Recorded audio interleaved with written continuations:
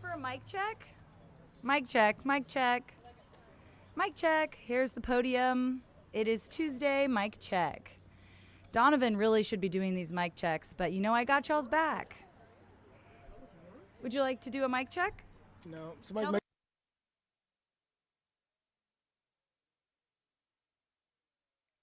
chocolate donut. And any coffee? No coffee for me. I'm not a huge coffee guy. I had a glass of water. You know, gotta get the system rolling. Yeah, gotta get it going. How's everybody doing this morning? How's it sound? Everything sound good? Perfect. Good. Who do we have? We got everybody. I see everybody.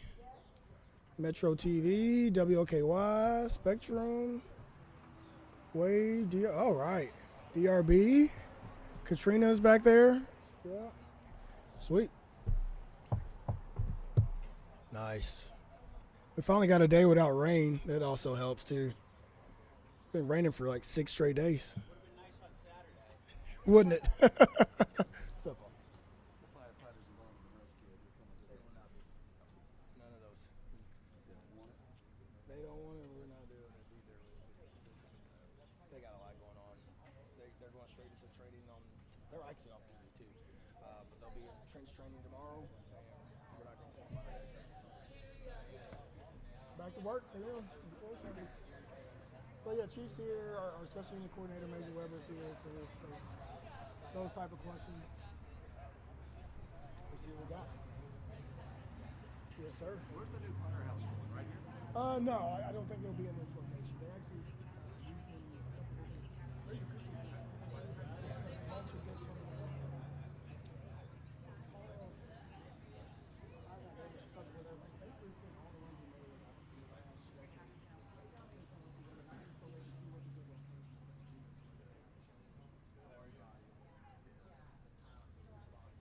so yeah, they probably won't.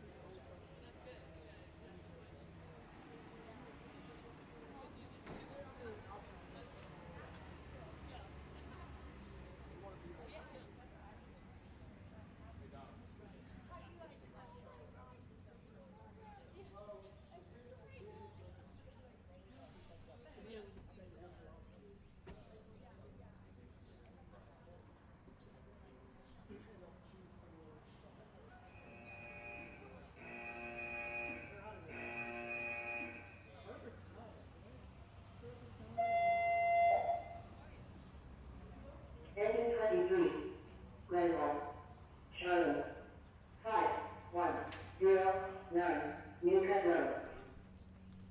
You can pull back in the same spot. Okay.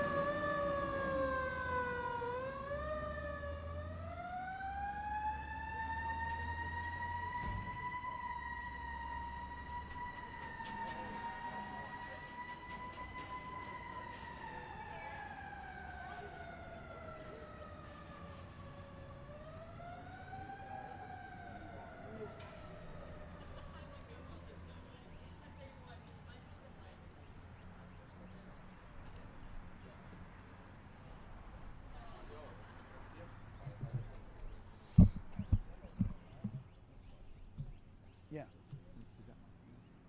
Yes, for the dispatch, the call taker. Yes. Okay. And where is who is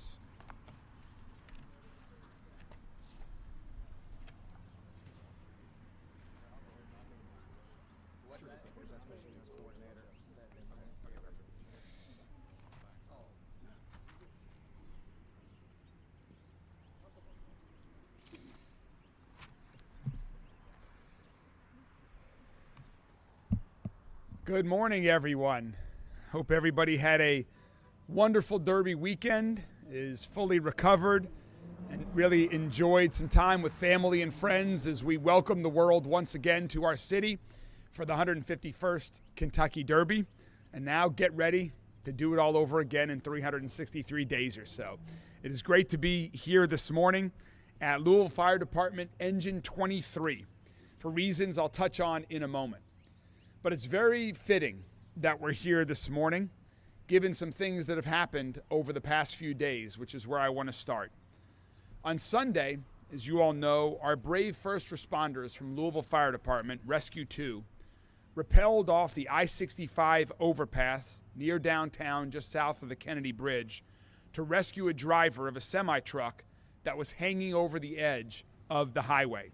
I want to share some video of that rescue with you all to kick things off this morning.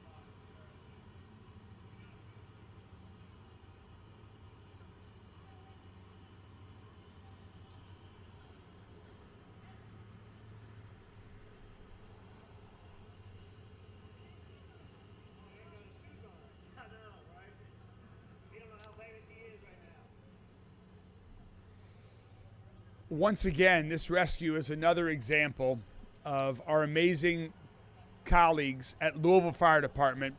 And Chief, I just want to thank everyone on Louisville Fire Department, all of you and your colleagues, for that amazing work once again on Sunday, where the world sees the great heroism that you all exhibit every day. It took about 30 minutes, and amazingly, the driver was uninjured in this effort. Thank you all incredibly much. Thank you all so much. I also want to thank dispatcher Martina Werner, who was with us here today. Martina took the call from the driver and calmly dealt with him and helped the driver through this challenging situation when he literally thought he might be losing his life, to help him stay calm and focused and with her during this period of time, so that he was safely rescued. Martina has been with Metro Safe for 3 years. She's a member of the National Guard as well. And Martina, thanks to you and all of your colleagues at Metro Safe for what you do on a daily basis. The dispatching and conversation call, part of the first responding, is so critically important as well. And so just want to thank you and all of your colleagues as well. Thank you.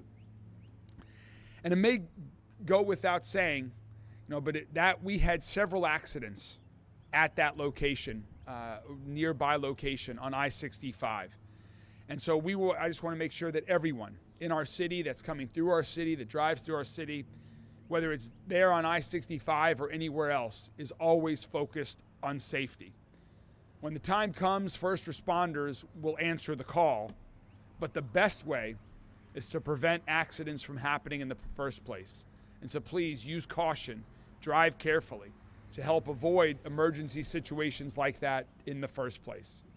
Given the number of accidents that we had over the weekend in that one area, I have been in conversations with Secretary of Transportation Jim Gray, Kentucky Secretary of Transportation Jim Gray, and my colleagues, Deputy Mayor George, and our colleagues at Public Works have been in contact with others as well to make sure we're looking at that specific area of roadway to see if there are things that need to be improved when it comes to safety in that area. Safety, of course, is our top priority, which I'll be talking about more as we continue to this morning. So in the weeks ahead, now that we're through the Derby weekend, we are going to continue our focus on the upcoming budget. And as I spoke about in my budget address a few weeks ago, we are fortunately in a strong position. We have great momentum all across the city. Our city is growing, and our responsible management of taxpayer funds has created a one-time surplus of nearly $50 million. That means more resources to invest back into our priorities this year and in years ahead. And at Louisville Metro government, as I just mentioned, there is no higher priority than safety, public safety. As we just saw, our team at Louisville Fire always steps up in times of great need and is a key part of our public safety team. They're willing to put their safety and their lives at risk to help protect others. And for far too long in our city, Louisville Fire Department has been underfunded, and our firehouses have been in disrepair. Louisville Fire Department and all of our Louisville firefighters deserve better, and we want to back them up and support them by investing in the Louisville Fire Department. And that's why halfway through this current year's budget, when we had a surplus mid-year, we directed funds for new fire engines, a new truck, and building improvements at 4 firehouses with Metro Council support. I want to thank my colleagues on Louisville Metro Council for their support of that critically important investment. That progress is already underway, but there are additional urgent improvements that are still needed. So in my recent budget, one of our top priorities when it comes to public safety is to continue to support the Louisville Fire Department.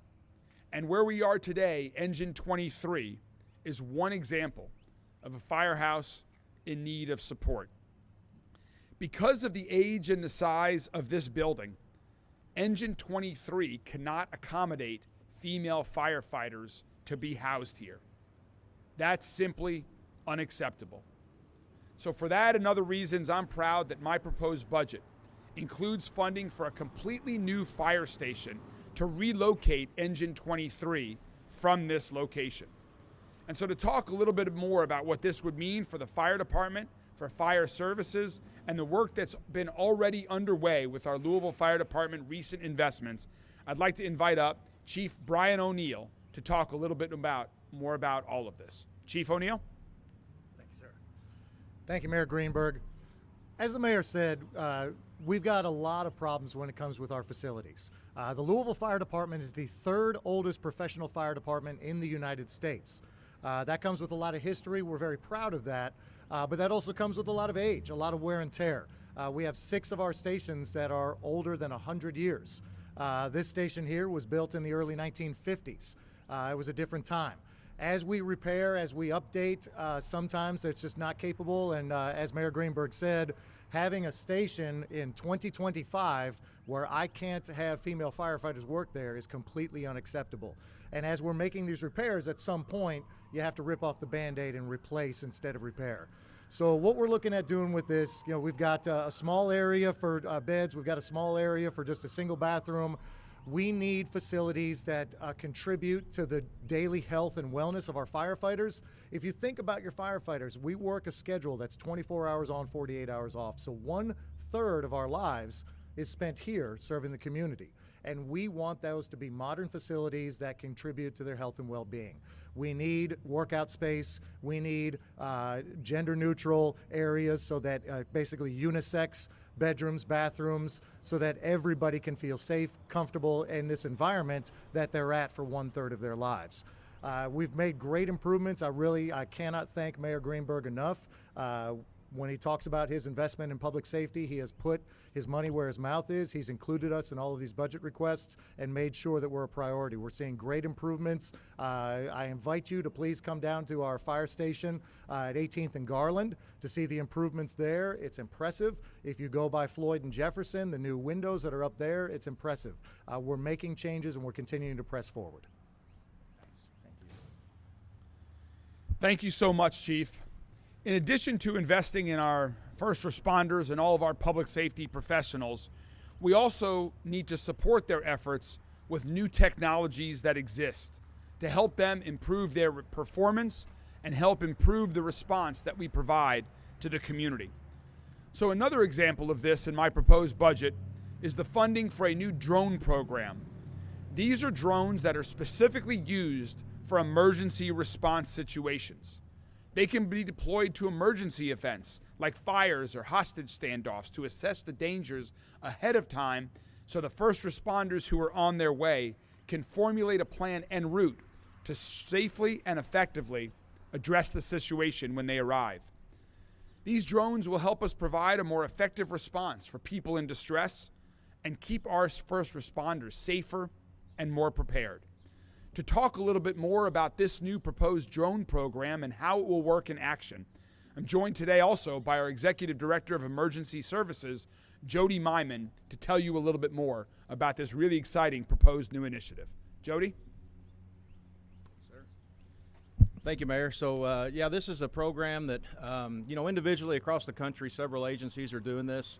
But we felt it was necessary to come together from Louisville Fire, the Louisville Metro Police Department, and Emergency Services to do a combined effort.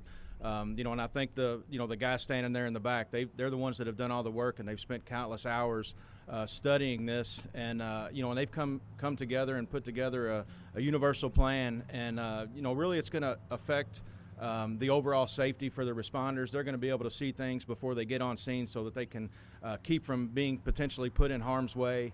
It's going to help with overall coordination so that we're on either single or multi-agency responses. They can come together. They're seeing the same things. One agency's not flying their drone. The other agency's not flying their drone. We're all seeing the same thing and can determine our strategies and tactics, together through the incident command post. Overall, incident, like I said, incident safety, situational awareness, and then improved technology as well. These drones will be capable of providing thermal imaging. So, certain situations during fires where they'll be able to see, a fire that's in a certain location they may not be able to see from the street. It could help with missing persons, where we're looking for people out in the street. And then, with law enforcement, if they're looking for somebody or they're in a foot chase, they're going to be able to, to identify that and see them a lot quicker. Our quicker response times, we get out the door very quickly in all the public safety agencies, especially in our high priority calls for service. But this is going to be even faster. Get a drone on scene and allow them to see exactly what's going on before they get there, so that they can determine how they're going to move forward with their objectives. So this is a good process. This could be one of the only things like this in the country where we're a combined effort with all the public safety agencies. So it's going to improve our overall coordination and response throughout the whole city of Louisville. Thanks, Jody. Thank you. Thanks, Jody. Before we take questions, and of course Chief O'Neill and Director Myman are available as well, I'd like to touch on a couple more topics before we get to media questions. First, I want to recognize the incredibly hard, continuous work of LMPD, along with their partners at the ATF, Louisville Field Division, the DEA, IRS, Homeland Security, and the Jeffersontown Police Department. Last Friday, when much of the city was focused on the Kentucky Oaks and getting ready for the Kentucky Derby, those collective agencies provided an update on recent local efforts to combat the trafficking of firearms to Mexico that was impacting our city right here in Louisville. And this includes an ongoing investigation that has broken up cartel operations that were happening here in Louisville. The seizure of illegal firearms and busting up a money laundering operation. It's through this type of collaboration, local and federal partners working together, that make our city safer, stronger, and healthier. And I'm grateful for this ongoing work. I'm grateful for LMPD's continued partnership with other agencies to ensure that whatever the crime, we are focused on improving public safety here in our city. We also last week announced the arrests and the triple homicide that occurred in Portland not too long ago. Incredible work that was done again to hold individuals accountable for heinous crimes. That is going to continue to be our focus, to prevent violent crime in the first place and hold individuals responsible when they do commit such crimes. Also, a couple of weeks ago, we announced our Safe Louisville plan, which brings about a whole new approach to addressing gun violence and preventing gun violence in the first place. We have the goal of reducing violent crime by 15% each year. And the mission of our newly renamed Office of Violence Prevention will be to support the strategies and vision laid out in the Safe Louisville Plan. And now we're looking for a new director of the Office for Violence Prevention. It's an exciting opportunity to get in on the ground floor of this work, to be part of transformative work to prevent violent crime in our city. We want to cast as wide a net as possible as we search for the new director of Office of Violence Prevention. So we're encouraging qualified applicants citywide across the region or country to apply, to work to join in to make our city safer, stronger, and healthier in every single neighborhood. It has been the honor of my lifetime to be a public servant in this role, and I know there are others that would find a role in Metro government incredibly rewarding as I do, and I encourage people to apply. And finally, before we take questions, I want to provide some brief comments on a proposed development at Joe Creason Park, a proposed development that's having a community engagement session tonight, the first of two that are currently scheduled to get community input on this proposed project. There's been a lot of things that have been said about this project that are out there, and so I want to be clear about a couple of things about what is actually being proposed. First, let's start with the rich history of tennis at Joe Creason Park. Joe Creason Park has hosted tennis tournaments, professional tennis tournaments, amateur tennis tournaments for decades, an amazing history. And a goal of this project is to revive and strengthen that history of tennis at Joe Creason Park long into the future. And one big focus area is attracting youth tennis players and their families from around the region, around the country, to come to Louisville, to visit Louisville for tennis tournaments, and be a part of our growing tourism industry. We want to continue to find new ways to attract people to visit our city, and one great way to do that is through youth sports. We're going to continue to find ways through tennis and other sports to have world-class facilities in our city. This would be a huge boost for our tourism economy, for economic development, and for independent businesses that are located nearby Joe Creason Park. And just like the exciting tennis courts that are being replaced, this facility will be open to the public, and people will be able to rent the courts for a small fee, just as they are now. That will not change. There will still be public access to the tennis courts at this proposed facility. And the majority of Joe Creason Park will remain untouched. As you all know, I love to run. Joe Creason Park, I've had some great runs in that park. Those runs, those walks, those opportunities for Frisbee, for picnics, for so many other things that happen at Joe Creason Park will continue to remain. This plan will mostly be built on top of what are currently parking lots and tennis courts. There is a small area of the park around the lots and the courts that are being proposed to have buildings on them, but for the most part, this is being built on existing tennis courts and parking lot space. Additionally, this is being proposed by a nonprofit organization. This is not a for-profit initiative. There's been a new 501c nonprofit organization called the Kentucky Tennis and Pickleball Center that has been formed to lead this initiative. So again, this would be a partnership between Louisville Metro government and a nonprofit organization. And Louisville Metro government has similar arrangements like this that long predate me becoming mayor, like with Lou City and the training facility and soccer fields inside Champions Park along River Road. A very similar proposed arrangement here.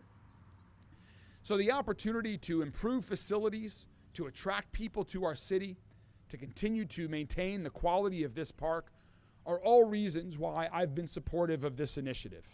I'm also incredibly supportive of listening to our community.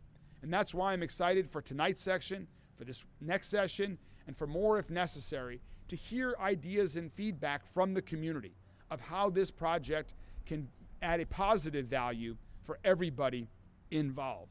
And I know the proposed developer is committed to an open process. We are as well. We want to hear from the community about this project and other exciting things that are happening all around our city right now. And with that, happy to take any questions on any topics that the members of the media may have. A couple questions about just the firehouse improvements in your budget. You had $800,000 allocated for the firehouse improvements, $2 million for apparatus replacements. Are those increases in previous years? Yes, and also when it comes to this facility also, we're proposing to fund the new firehouse to replace Engine 23 over the next 2 years. So about half is proposed in this year's capital budget, and the additional half would be proposed in next year's budget. Chief, are there other things about those other line items that you would like to talk about? So those two line items are pretty much the normal. So that $800,000 is for our typical year to year for just maintenance, facilities, all the things that we need to do to keep all of our stations. We have 21 stations with 26 companies. We also have a couple of other facilities like our shop. So that $800,000 is what goes to that. That additional $3 million is to go towards the building here. Right, and do you guys believe that's enough to build an entirely new firehouse right now? That's enough to get it started. So there's a lot that's going to go into that. You have architectural design, you have land procurement. Obviously, the city has a lot of land. We are working with a computer software program that will help us make sure that we have the exact right spot. If we move this station even just over there, that will affect the response for the Portland firehouse, because it's an entire matrix. So we're working with this company to make sure that the spot that we have is going to be the best possible. Well, we do believe, just to clarify on that question, we do believe that the combined $6 million, $3 million this year and $3 million next year, that combined $6 million will be enough to pay for the all-in cost of the new firehouse in this area. Absolutely. Chief, why this company and not one of the 100-year-old stations? Specifically because this company in the year 2025, this station cannot accommodate females. And that's just unacceptable in our current day and age. We've got, and like I mentioned earlier, I invite you to some of those older ones that are old that we've updated. We've just completed an update on Engine 17, 18th and Garland. It's right by Brown Foreman. We were able to put in unisex bedrooms with Jack and Jill bathrooms so we can accommodate everybody comfortably. And we will, Paul, we will continue to need to make improvements for the fire department for coming years. I mean, there were decades where there was a lack of investment in Louisville Fire Department and its facilities, and now it's past time to start that investment. I've been meaning to repeat the questions also. The question was which firefighter was facilitating the rescue on the video? That firefighter was a member of Rescue 2. That was a member of Rescue 2, a member of the Louisville Fire Department. Remember, this is a team effort. I want to be very clear about this. No one individual on the fire department ever works alone, ever operates alone. It takes an entire crew, and not just Rescue 2, but the additional fire companies that were down there that worked together. Not only them, the dispatchers that took the call, the police that created a safe scene by diverting traffic and closing off the interstate. It took a lot of people, a lot of effort, so no one individual made that happen.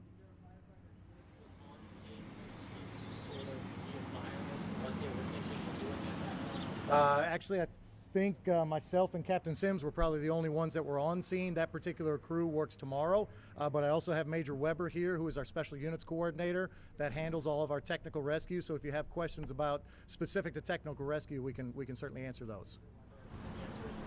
Sure.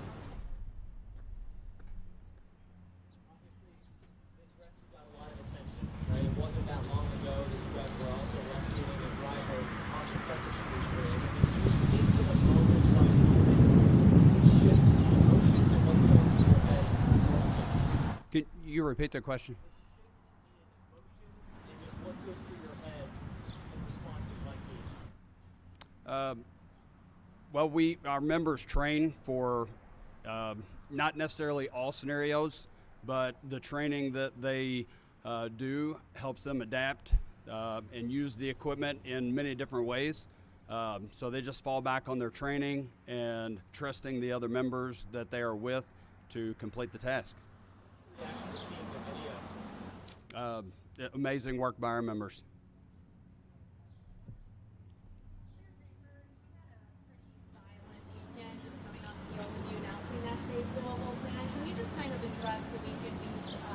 That happened here, and maybe just some of the tangible results we hope we can see out of the safety of the communities. It was very unfortunate that we had 6 violent crime incidents over the extended Derby weekend. That is very unfortunate given how great Derby weekend was for the rest of our community. But certainly for the individuals that were victim of those 6 violent crimes, their families and their friends, they had a very different Derby weekend experience, and that's what we're looking to prevent. In 4 of those 6 cases, we already have identified all individuals involved. Many arrests have already been made with respect to that.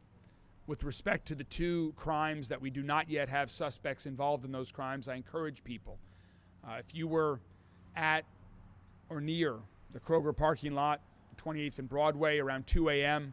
on early Saturday morning, please call 574-LMPD or call Crime Stoppers. You can report what you have seen anonymously. That homicide took place just feet away from where LMPD officers were. When those homicides took place at 2 a.m. on early Saturday morning, LMPD officers were in the process of clearing the parking lot. I've seen the video. I've heard the gunshots, and it just shows that happens can happen anywhere at any time. And so we will continue to work that case to hold the individual or individuals responsible accountable for that. The goal of Safe Louisville is to prevent violent crime, to prevent this type of gun violence. And through some of the programs that the Office of Violence Prevention is going to be focusing on over the coming years, maybe the individuals that pulled the trigger over this past Derby weekend would have had a different path in life, that wouldn't have gotten to that point where they pulled the trigger. That is the goal, to prevent people from being in a situation where they decide for whatever wrong reason to use a gun. Friday, 6 attorneys, Civil Rights Division of the DOJ. Seems like they're not there anymore. They're definitely no longer on this case. What does this mean to the consent decree? The question was about the fewer number of attorneys that were on the filing recently with the United States Department of Justice with respect to the consent decree. And we are ready, regardless of what the Department of Justice decides to do. We are ready to proceed with continuing to make the reforms and improvement that Chief Humphrey has been leading for several years on LMPD. We are ready to proceed with an independent monitor, even if the DOJ decides not to proceed with this consent decree or the court decides that. And we are ready to proceed with an opportunity for community engagement throughout this continuous reform and improvement process.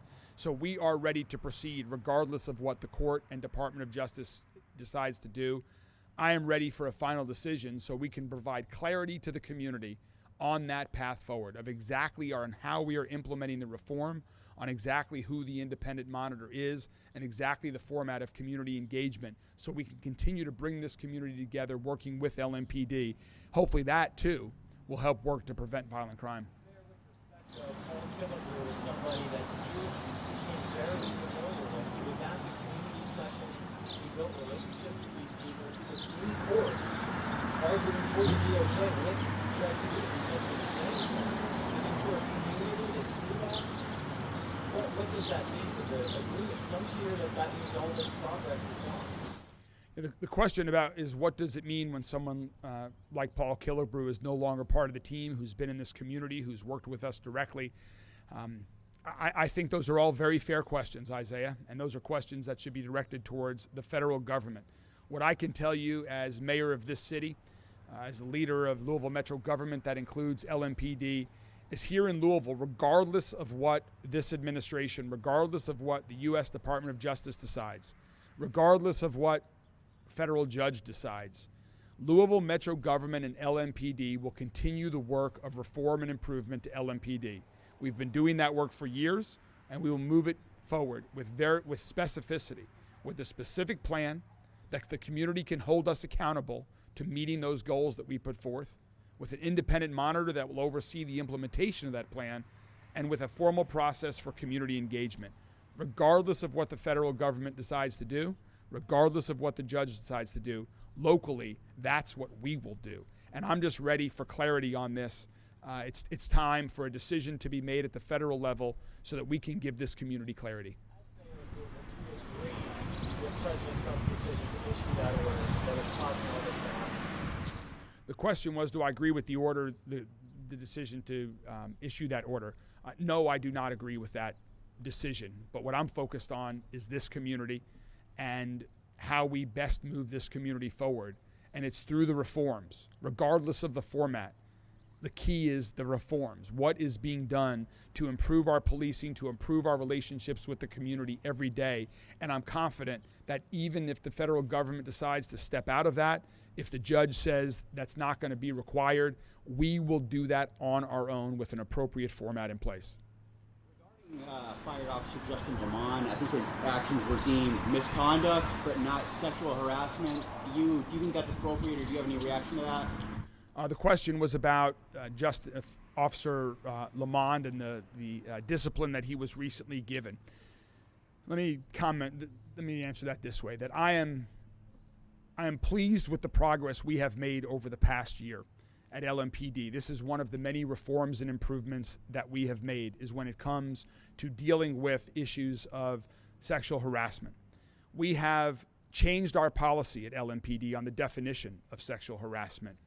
We have made it easier for individuals who believe they are victims of sexual harassment to report that through many different channels, so that they have comfort that they can make those reports without any fears. And also, over the past 6 months, Chief Humphrey has terminated 3 individuals on LMPD for unacceptable behavior. There have definitely been problems in the past. We have been focused on moving forward in a new way. And I'm pleased that we changed the policies. I am pleased that we have more reporting, and I'm pleased that Chief Humphrey took action and fired 3 individuals just in the past 6 months for conduct that is not acceptable on LMPD or anywhere. Do you know why the investigation took a full year? He used his own phone to send a photo of his woman. Yeah, the question was about why the investigation took a full year. I defer to Chief Humphrey on that. I do strongly believe, however, that investigation should occur as quick as possible for all those involved and for the community.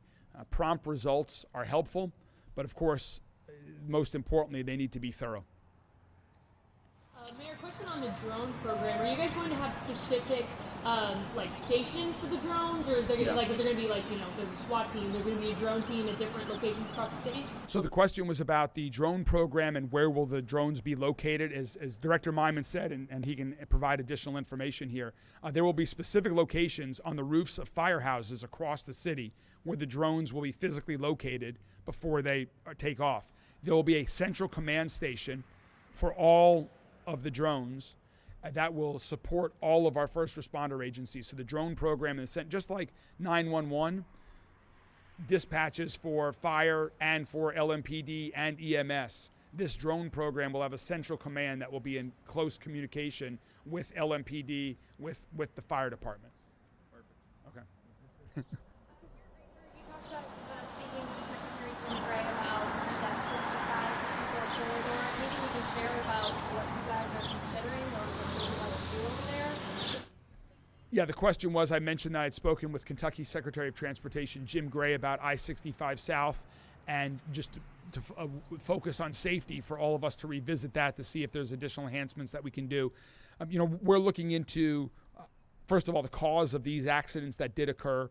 Was it related to weather? Was there driver issues? Why did they happen?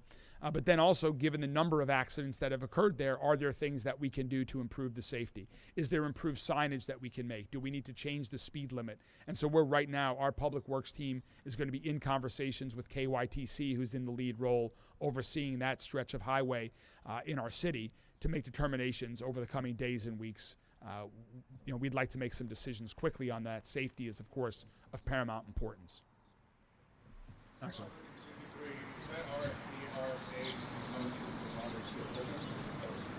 No, that was closed several months ago as a result of the changes that were occurring with respect to the new administration. Should we not be decided to move forward as we went to that document or reforms? Yeah, I will say what I said in response to Isaiah's question earlier. I'm committed to a very specific plan on reform and improvement that we will provide to the community, on moving forward with an independent monitor, and having a process for community engagement. We are ready to go if and when the judge or the U.S. Department of Justice makes the decision. Until that point in time, we are still advocating for the existing consent decree to be approved by the federal judge. If that doesn't happen, we're ready to go. I'm hopeful we can get clarity on that sooner rather than later. That's what the community deserves, and that's what we want to provide, is that kind of clarity. One more question, if there is one. All right, well, thank you all very much. Have a good day.